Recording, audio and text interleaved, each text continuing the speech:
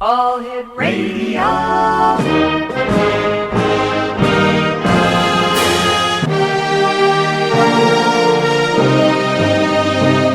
Welcome to the X Zone, a place where fact is fiction and fiction is reality. Now, here's your host, Rob McConnell.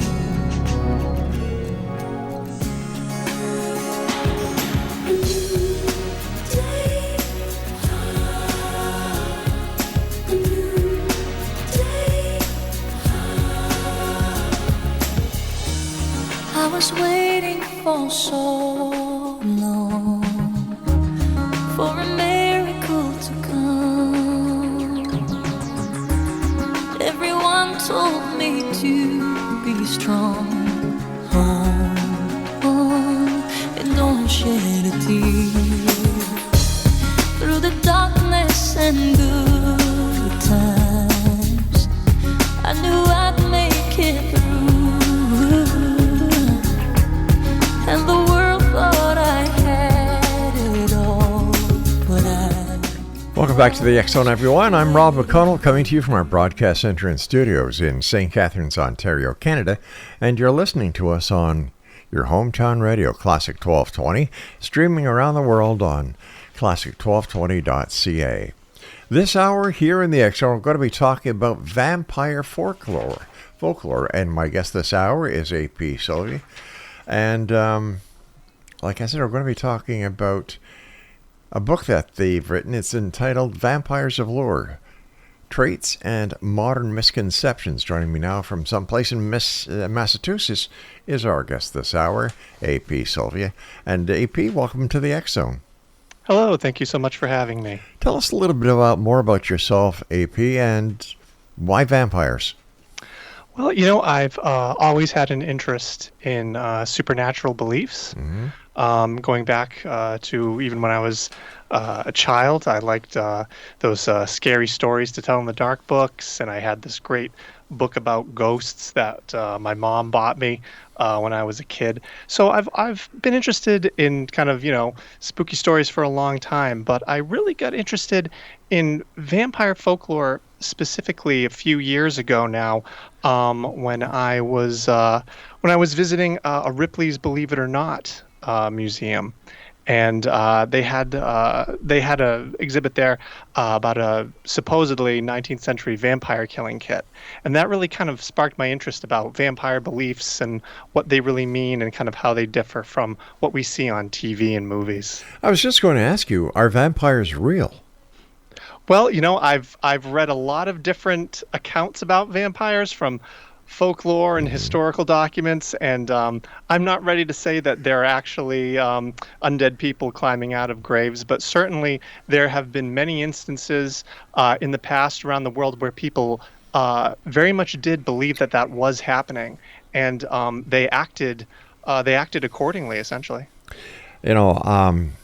I remember watching vampire movies myself, and having done the show now for over 30 years, I've spoken to many people like yourself who have this fascination with vampires. And even psychics that we have on the show talk to us about psychic vampires.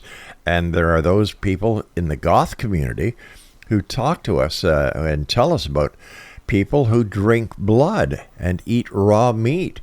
So it doesn't seem to be too far off to believe that vampires still exist.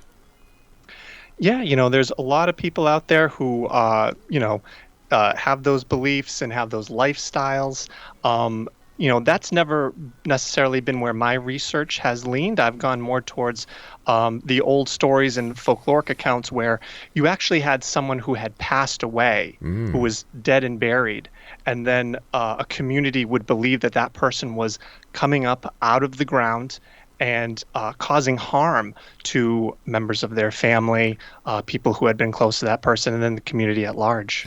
So are we talking about vampires like Count Dracula? Sure. Well, I talk about the novel Dracula, Stoker's Dracula, right, quite a bit in my book, and I sort of talk about the major influence that Bram Stoker had on our modern kind of conceptions of what it means to be a vampire. Really, that I think it's hard to overstate Stoker's influence on kind of what we think of a vampire today. And really, Stoker's novel came out of really sort of a longer tradition of 19th century Gothic fiction, where you see the vampire kind of evolving throughout the 1800s into this sort of suave, aristocratic, making their way into high society. That kind of imagery we have now, where when you look back further into folklore of, say, the 1700s and even going back many hundreds of years before that, vampires were scary, and they were things to be avoided. People were terrified of them. You wouldn't bump into a vampire at, say, a party and get sort of wooed by one. All right, so based on the research that you've done and the books that you've written, when was the first account of a vampire talked about or even suggested here in North America? Oh, here in North America, when Yeah. did we have vampires? Well, let's see. There was certainly a number of vampire incidents that happened in New England in the 1700s and 1800s. There were, of course, going back into Europe in the old Right. world, vampires go back potentially even to ancient times, depending on kind of how you want to define what a vampire is. I know we tend to think of vampires as sort of just hanging out in Transylvania in the 1800s, but again, that's sort of a product of modern fiction, and they span many countries and many time periods. And yes, even in the United States, there's a number of documented accounts where people believe they were being terrorized by a vampire. All right, so here we are in the year 2024. What can you tell us about what vampires really were all about? Well, basically in my book, I kind of go trait by trait through all of the things that we tend to think about when the notion of vampires come to mind, right? So when you think of a vampire, you might think of like the Halloween vampire, something with fangs and turning into a bat and sleeping in coffins and the sunlight destroying them and things of that nature. And so in my book, I was like, well, what's the story behind all this? Does this really reflect, what the folklore had to say about this? Did people really believe all these things? Because I think there's an assumption that what we see in movies today actually reflects what people believed in the past. Right. And that was something that I wanted to answer that question, because going back to when I first saw that vampire killing kit, there was some controversy around the authenticity of these kits, and there's a number of them around. And some people argued, well, these kits really reflect kind of movie vampires, and they don't really reflect what people believed. And that sort of got me wondering, well, what did people believe? And I kind of wanted a list, break it down for me, like what do we believe today versus what were the beliefs of the past? And I couldn't find one. And so I wound up researching it more and more, and I ended up writing the book that I wanted to read, where chapter by chapter I pick a trait and I say, okay, did this come from folklore? If it did, I talk about that and sort of what the stories were. And if it didn't, then I try to figure out, well, when was it introduced? Was it introduced by movies? Was it introduced by novels? And basically, I sort of peel away our modern conceptions of what a vampire is, and then we sort of arrive at, well, this is what people actually believed. And they believed in something that was certainly scarier, more disturbing, something that wasn't romantic. Romantic vampires are certainly popular these days. There was nothing romantic about the vampire that lived in folklore. What was in these vampire kits that you were telling us about? Oh, they were they're very sort of cool to look at. They were sent wooden. There would be like a wooden box. They would have a stake in there, maybe a pistol with silver bullets and a silver bullet mold, vials of different things, garlic and serums and whatnot. And each one is a little different. I've actually seen a number of them at different Ripley's, believe it or not, museums around. I've visited a few and taken pictures of some, and I've talked about some of them on my website, locationsoflore.com. They're all a little different, but they're quite striking, and they're, to my mind, regardless of the authenticity of them, they're a lot of fun. All right. What was the significance in vampire lore when it came to the silver bullet? Well, silver bullets, that's one of my chapters. I talk about this because, it certainly came up in the kits, and a few movies will talk about silver or silver bullets from time to time. They do come up. We tend to associate them more with werewolves these days. But there are some tales in folklore about silver being, something that could be used against the vampire. Say there was a talk of taking a silver coin and breaking it up and putting it into a musket and using that against vampires. But interestingly, silver in the past was believed to be effective against all kinds of sort of evil beings and things. There's stories of witches being injured by silver bullets. So you get a lot of overlap there between, say, vampires and witches and werewolves. We like to put things into boxes sort of these days in terms of like, well, that's a vampire and it does XYZ, and that's a malevolent witch and that does that's XYZ. But things were much looser when you get into actual supernatural beliefs. All right, when we're talking about vampires and the belief of vampires, does this depend on what your religious philosophies teach you? Does religion have any part to play within the vampire lore? Absolutely. Depending on your religion, there could be different ways in which you would deal with the vampire. So in those countries where Christianity was the dominant religion, people would turn to religious iconography, crosses and holy water, and things of that nature to try to repel the vampire or defeat the vampire. There's this old there's a folktale about this I think a peasant is in a wagon going past a cemetery, and he picks up a hitchhiker, and the hitchhiker asks him to drive him into town, and he takes him to all these houses, and every house they go to, the gates are open, but the hitchhiker says, "Oh no, those gates are shut tight," and it's because there was a cross carved into the gates, and it kept him away. But the minute they get to a gate that had a heavy lock but no cross, the lock magically opens, and then the vampire goes in and drains the blood of the people inside. AP, stand by. We've got to take our first break. Sure. X-Zone Nation. AP SYLVIA is our special guest. www.locationsoflore.com. That's www.locationsoflore.locations, plural, of lore.com. This is the X-Zone. I am Rob McConnell, and we're coming to you from our broadcast center and studios in St. Catharines, Ontario, Canada. And you're listening to us right here on your hometown radio, Classic 1220, streamed around the world on classic1220.ca.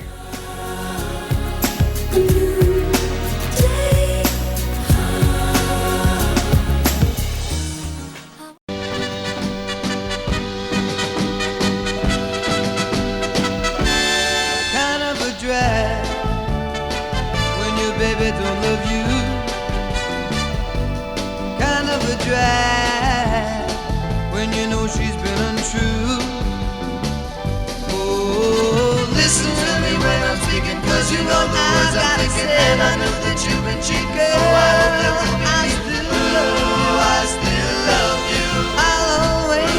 I'll always love you. Anyway.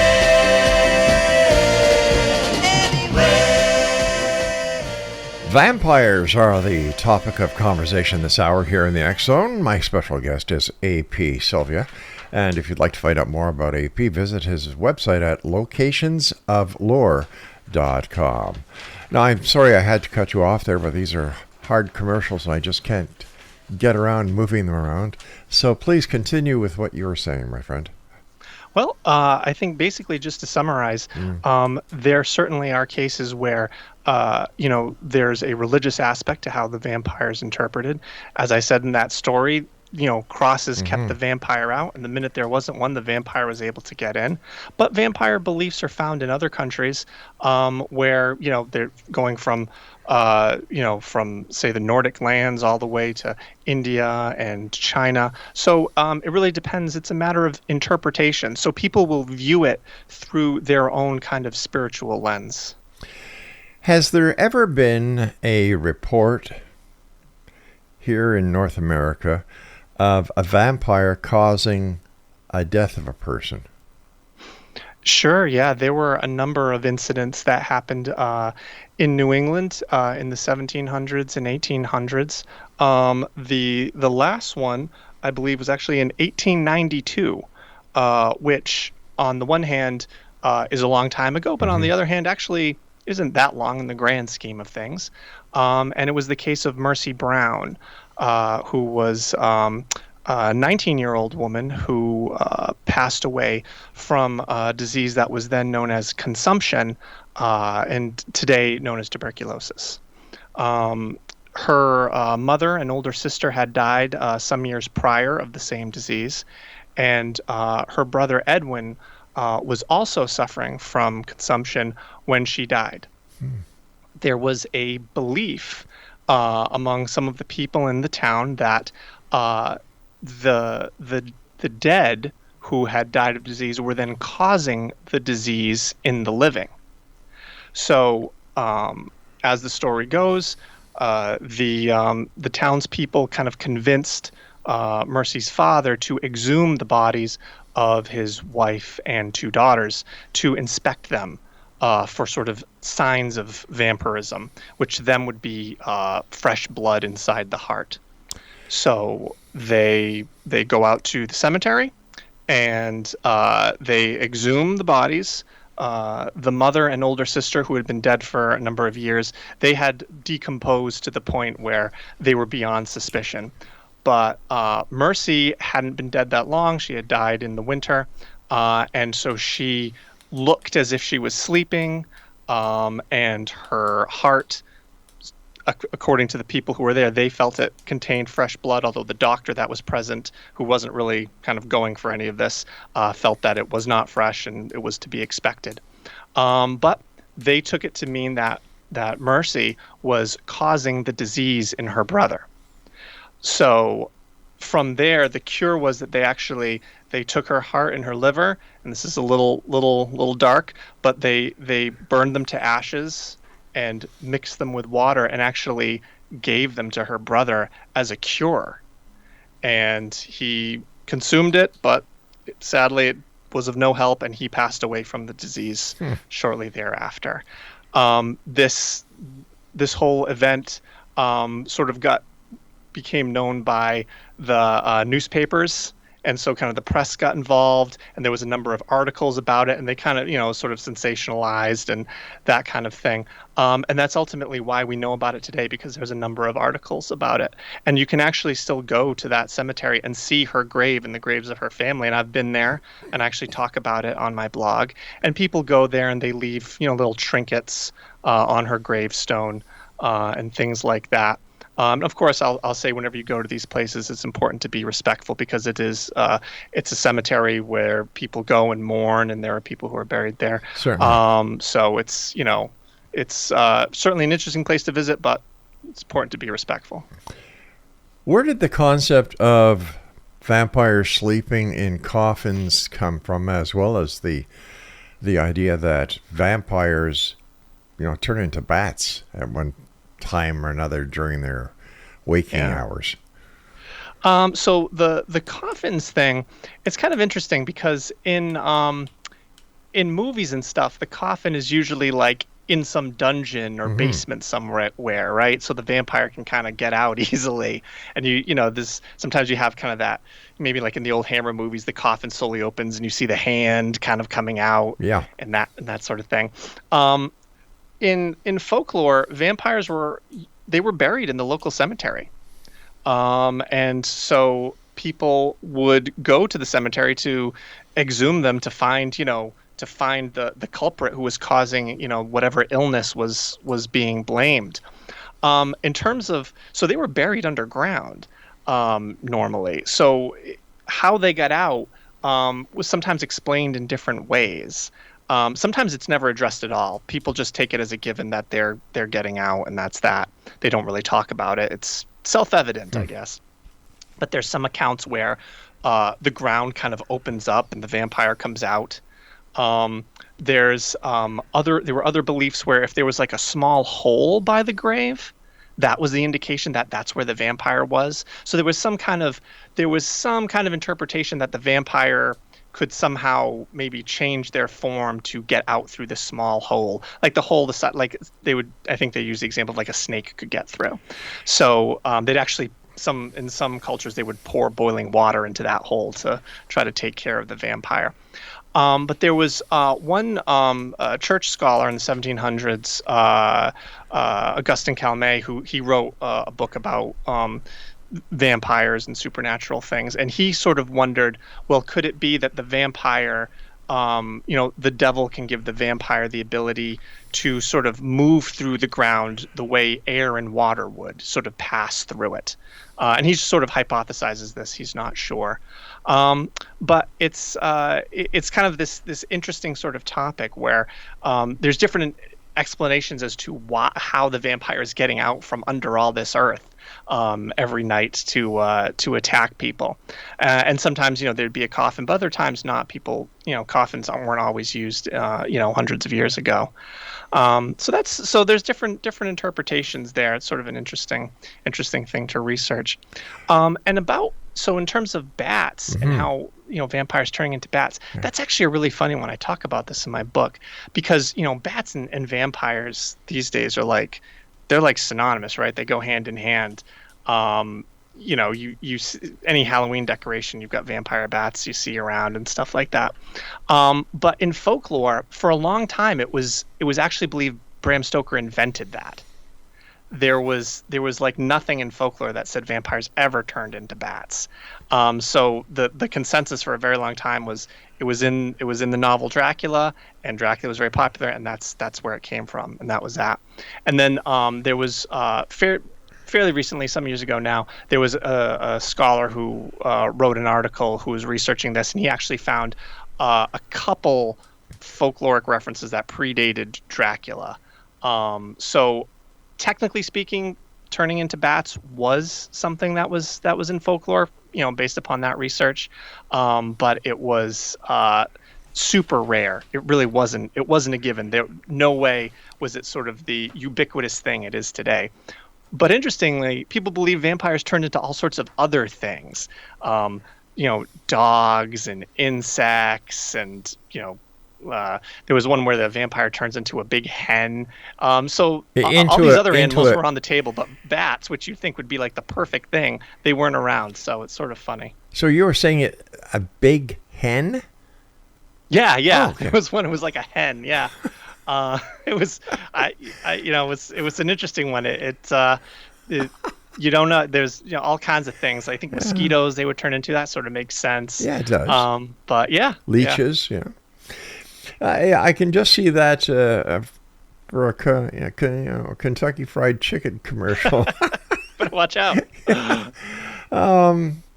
Is it possible that some of these graves that were opened up were actually opened up by scientists or medical students who needed a cadaver to, follow their anatomical investigations going back into the 17th and 1800s?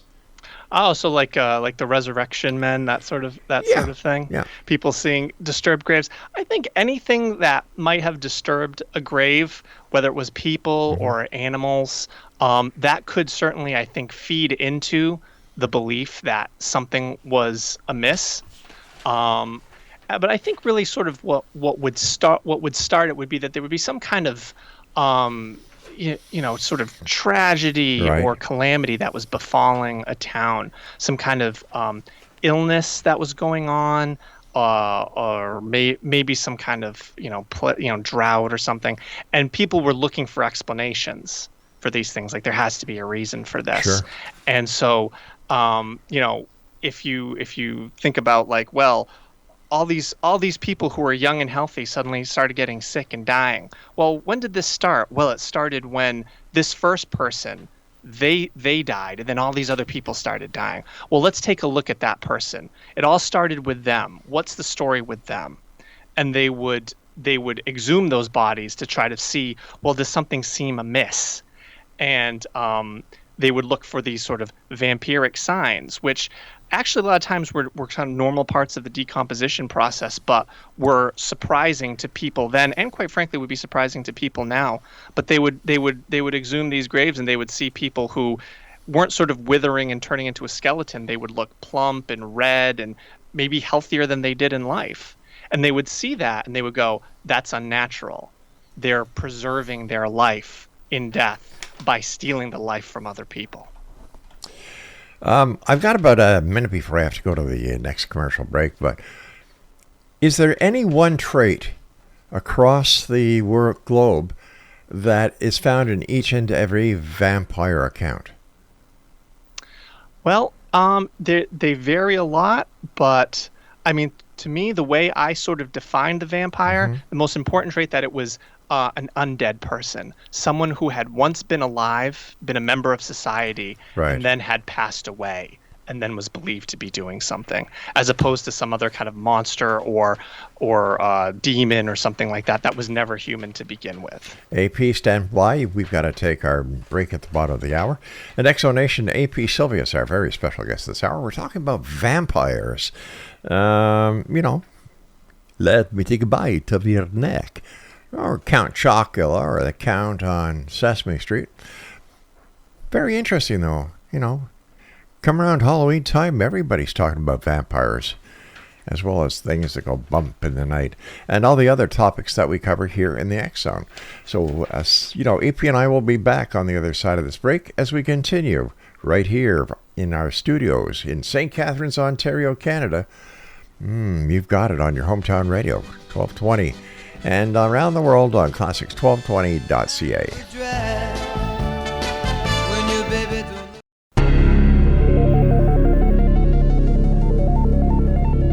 Do vampires really exist? In creating Dracula, Irish author Bram Stoker, who lived from 1847 to 1912, may have drawn on stories he heard as a child about the cholera epidemic that hit London and Paris in 1849. As in times of plague, there were many cases of hasty burial of sick bodies which were not really dead but in a deep sleep or coma. Stoker's idea about vampires could have been fueled by reports of these so-called dead tapping on their coffins, turning in their graves, or showing other signs of life. A long, long time ago, I can still remember how that music used to make me smile. And I knew if I had my chance that I could make those people dance, and maybe they'd be happy for a while. But February made me shiver with every paper I deliver. Bad news on the doorstep, I couldn't take one more step. I can't remember if I cried when I read about his widowed bride, but something touched me deep inside the day the music died. So bye-bye, Miss... We're talking about vampires this hour here in the X Zone. Our guest is AP Sylvia. And if you'd like to get more information about AP, visit locationsoflore.com. That's locationsoflore.com. And is there any one part of the vampire research that you did that had the hair on the back of your neck tingling, and you were, like, this was, wow, the moment for the book? Well, I kind of think every story sort of has its own uniqueness and quirks. Certainly some of the tales that hit home more, I think, are the ones that are more recent and thus better documented and more detailed. Certainly, like that Mercy Brown case I referenced Right. earlier. The further back you go with some tales, the more, sort of ephemeral they get in a way. But the ones where you could really tell, like, well, you think about it, these were real people, right? In a lot of these cases, especially again the well documented ones, we really get the details on. This was a family member, a neighbor, a loved one. So to actually go out to the cemetery and dig that person up and mutilate the body, you can only imagine what kind of fear, terror was gripping the people at the time. And it must have been a traumatic thing to do, a very difficult thing to do. But at the same time, they thought that this could be a way to save other people. And so what do you do if people are, elders in the community perhaps are telling you, no, if you do this, you could save your son. Well, what do you do? What do you say? Do you leave that option on the table? It must have been tremendously difficult, I think, for some people. And that's the thing I try to keep remembering with this. Like, these were real people, and these were probably very traumatic times. We were talking earlier about the possibility of the corpse being brought up for medical or scientific examination. And isn't that what would happen when the families would exhume the body from the grave and perform experiments on it to see if this person was a vampire or not, or what the cause of the spreading of diseases through the town was coming from? Yeah, I mean, it was sort of like an experiment, right, that they were doing. They were doing to their mind research, right? It was we think something is amiss. Mm-hmm. We need to look for the evidence in the corpse that this is the case. So it wasn't. Again, this was people trying to make sense of their world. Right. Right. They didn't have the benefits that we have today of our scientific understanding.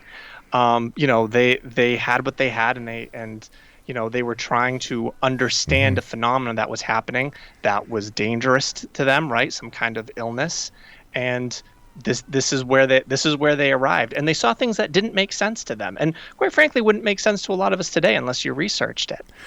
So in some ways, it's not surprising they were scared by what they saw because it looked unnatural. In your opinion, if the research was to be done with what we know today, do you think that we'd actually believe the tales, or there'd be so much interest in the tales or the folklore of vampires? Well, I think I think these tales are interesting, sort of regardless of sort of our scientific understanding, because they speak to kind of the psychology of people and how that goes. There was a lot of debate even back in the 1700s. Some of these cases, they were published in papers and they got a lot of publicity, and there was a lot of debate. And people were saying, no, this isn't the case, and other people and some people in rural areas were doing these things, and then it would get into newspapers, and then the scientists of the day were weighing in on it, and the church officials were weighing in on it, and that sort of thing. So there's been interest in it, I think, from a lot of different angles over time. But today it's we have a much better grasp of these things, and right. They're much. Now I think it's more interest from the folkloric perspective and the psychological perspective. All right, I can understand the folklore aspect, but why psychological? Haven't we come to the point in society, as well as within the scientific and medical communities, to look at these folklores and say, all right, listen, there's fact and there's fiction, and this is fiction? Well, I think it speaks to how humanity, we view death, right? Sort of, we have this fear of death, right? So when you look at these old stories, the notion that the dead are dangerous because they can make you like them, right? So there's this aversion. There's this aversion to these dangerous corpses that could be causing illness, right? There was fear there, and I think the vampire has shifted over time. I talk about the folklore of the past and how the vampire changed in the 1800s in literature and became suave and sophisticated, and today they're very romantic. And one thing we focus a lot on with vampires in movies today is their immortality, right? And I think that's, again, speaks to our psychology, where we fear death, but now we want to avoid it, right? So there's this alluring nature of vampires, like, well, you could live forever, right? But at the same time, in these tales, well, there's a cost to that, right? Even in modern movies, like, well, it's not a free lunch with that. Your lunch is now having to feed off of people. So I think there's perhaps something symbolic in that, where nature can't be subverted, and I think that speaks to us psychologically as well. Could that be the reason why television movies and series like The Walking Dead are so popular? Oh, absolutely. I think it speaks to us on a deeper level about sort of our own nature and our own mortality and our fear of death, and sort of what personifies death more than the dead themselves. That is true. When you look at graveyards, which is kind of a morbid thing to do, I would imagine, but you have the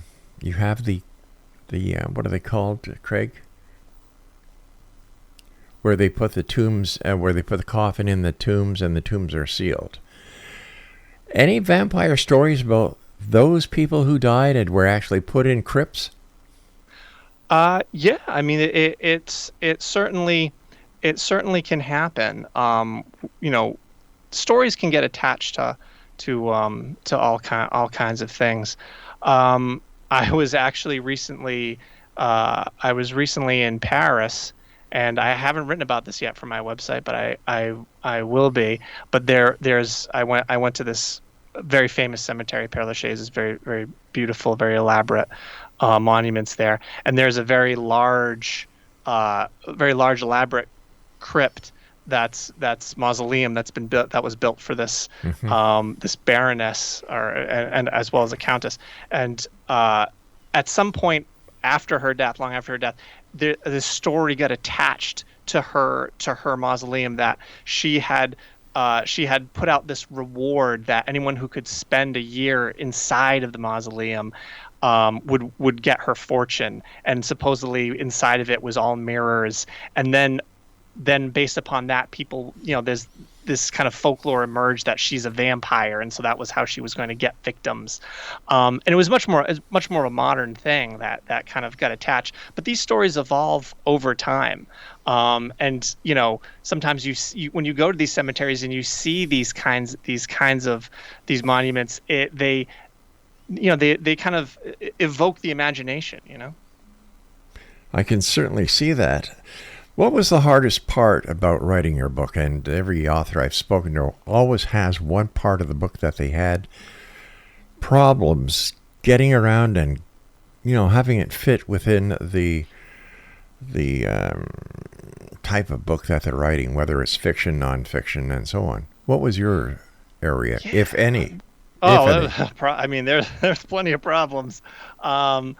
One thing that I found a little difficult was actually maintaining my same tone of voice throughout the book, because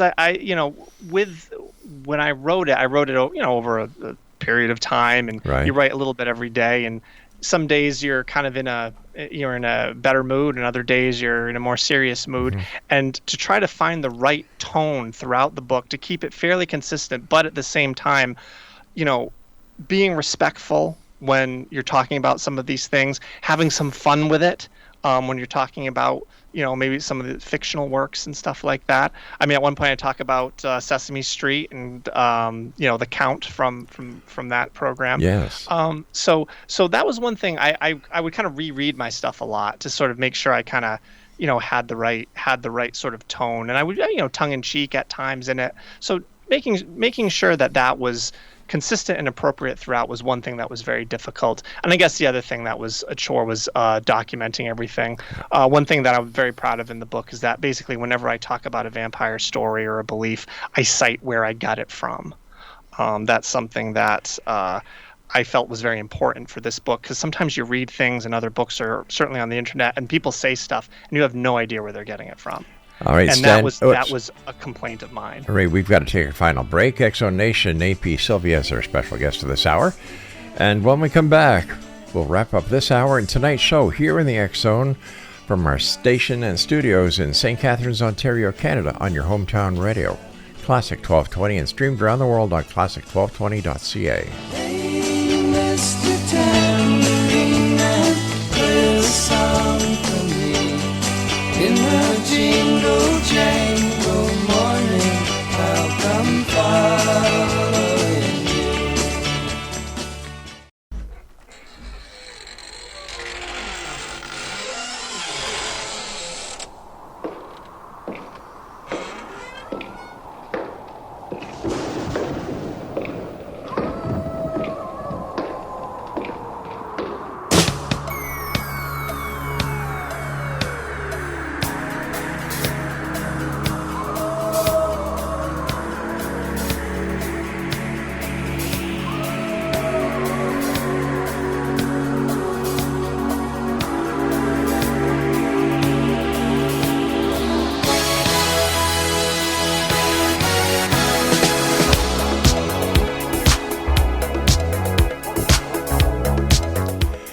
Welcome back, everyone.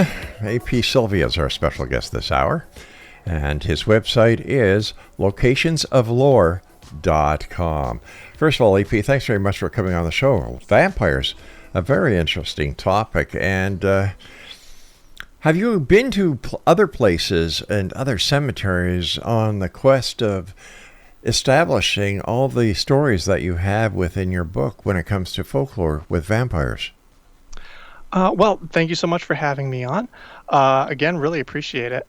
Yeah, I've been to a number of different cemeteries and places where I was sort of on the hunt for vampire tales. A number of them I talk about on my website, locationsoflore.com, as you've mentioned, where you can see pictures of the graves and see some of, read the stories of, what happened in them. So I've been to a number of different cemeteries around New England. Certainly I mentioned the Mercy Brown case, but there are a number of other incidents that happened in New England. There's one grave which it's not really clear what the story was with this person, but on their tombstone there's this line of a poem that actually mentions consumption's vampire grasp, which is kind of a striking thing to see on a tombstone. And I've also visited some cemeteries in Europe. Specifically Highgate Cemetery in London, which is very, very ornate Victorian cemetery, and I also mentioned Père Lachaise earlier, which is in Paris. I even went to a park in Chicago that used to be a cemetery. And the only evidence of it is that there's one kind of mausoleum still there because it was too big to move when they moved the cemetery to another location. And there was a vampire hunt that happened there, some years in the past. So it's kind of fun to go on these little adventures and kind of learn a little bit about a place and maybe a piece of history that is more obscure. There are people who seem to be possessed by demons and negative entities, and members of the clergy at times get involved as exorcists. To your knowledge, is there any member of any established religious philosophy that has had a member of the clergy actually go out and try to suppress, kill, or just investigate claims of vampires? Well, certainly in many of the accounts from the past, people would involve their local clergy. So there were incidents in Greece, say in the 1700s, where the local priests would get involved and would be, doing blessings, trying to protect people. So it certainly has happened that, depending on the area, a local, the local religious authority would get involved. And it's interesting too, because there were some actual incidents in the past where the local priests got involved and tried to, help with, the exhumation and sort of an exorcism of the vampire, so to speak. But then like the bishop or the higher ups would get mad about it. So there was one case where that happened, and the bishop found, I think it was in Greece, the bishop found out, I think this is probably 1700s, and basically told the priest, look, you're not doing this again, and if you do, there's going to be serious consequences. And then suddenly, then all the priests stopped helping out with all the vampire incidents. So it certainly has happened in the past. Is there any specific ritual or trait or anything within folklore that listeners today may not know about when it comes to vampires? Well, there's all sorts of like little nuances to things and little interpretations. One thing that maybe some people have heard of, maybe some haven't, is counting. You think of Sesame Street, Count Von Count, right? That actually was a belief in folklore that vampires would obsessively count things. Oh. So as a way to deter the vampire, people would throw grain or mustard seeds around the grave or around an area, and they believed that the vampire would actually have to stop and count them all. And so it would take them all night, and then in the morning the vampire would go back to their grave. So it's kind of humorous that, on Sesame Street, when you see Count Von Count doing his counting, that's actually it was actually from folklore. I don't know if they knew that or not, but Von seed, ha ha ha. Two exactly. Seed, ha ha ha.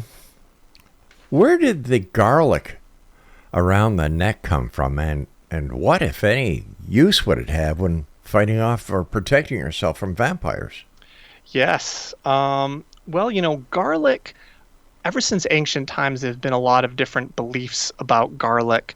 With its, people believed it had healing properties or could keep evil at bay or keep, dangerous creatures at bay and that kind of thing. So there was a lot of belief around garlic just in general since the ancient world. When it comes to garlic for vampires specifically, it certainly was present in folklore that, people would use garlic to keep them away. They would rub garlic around their doors and windows and things. One kind of hypothesis is that, obviously garlic is very strong smelling, right? Yeah. There was a belief that vampires, because they were dead, were also very strong smelling. So the smell of the garlic would mask the smell of the vampire. And somehow through sympathetic magic or something like that, by virtue of overpowering the smell of the vampire, you sort of kept the vampire itself at bay. So it kind of transformed from sort of a practical use to sort of a supernatural use. So you've investigated vampires in folklore. What else do you dabble in when it comes to folklore? Where are your interests? Well, I'm interested in all, if there's ever an interesting story about a place, I'm always kind of, I'm always ready to listen. I've heard different ghost stories about places. I've been to I've been to Salem many times, and I've written some different articles about the Salem witch trials that are on my website. Certainly a very interesting event there with sort of the beliefs and what was going on. So I'm always sort of open, but I like a good ghost story just like anybody else. What's your favorite ghost story? Well, I don't know. There's probably, when I went to the Mark Twain house, which is in Connecticut, so where Mark Twain lived, there's some different ghost stories there. One that's kind of fun is that people would smell cigar smoke in the billiard room, and that's where Twain did a lot of his work, in his billiard room, and he would smoke like I don't know, it was like 40 cigars a day or something like that. He'd smoke cigars like constantly. So people would smell that to in modern times. Today people will smell cigar smoke. And so it's kind of a fun thought that, the ghost of Mark Twain is still kind of hanging out in his billiard room, smoking his cigars. Okay, here's a question for you. Like I was telling you before that I've been doing this show for over 3 decades. We've talked about ghosts. We've talked about hauntings. We've talked about so many things. But we've had the paranormal investigators on and the ghost hunters, I've never heard any of them talk about a ghost of a vampire. So that's an interesting thought. Yeah. The one thing I can maybe bring up from my adventures, there is a grave in Rhode Island of a woman by the name of Nellie Vaughn, who was thought to be a vampire for a long time, but it turned out that it was kind of a case of mistaken identity, and people actually had been looking for the Mercy Brown grave back in, I don't know, 50s, 1960s, something like that. And, before the internet, it was sort of hard to find these things. So they ran across Nellie Vaughn's grave, and they thought, oh, this is the vampire grave, even though it wasn't. But her epitaph on the grave had this line of, "I'm waiting and watching for you," which kind of, stoke the imagination, I guess. And it's come to light that no, she's not the vampire, but now some people have gone there, some paranormal investigators, and they think her spirit is there trying to defend her reputation. So there's been I think some people have gotten like EVPs of her saying like, "I'm perfectly pleasant," or something like that. So there's actually potentially a ghost of a suspected vampire who wasn't. So I think that's kind of an interesting story, and I do that story is on my blog as well. So I guess if you have any plans and you're making your will and you don't want to come back as a vampire, get cremated.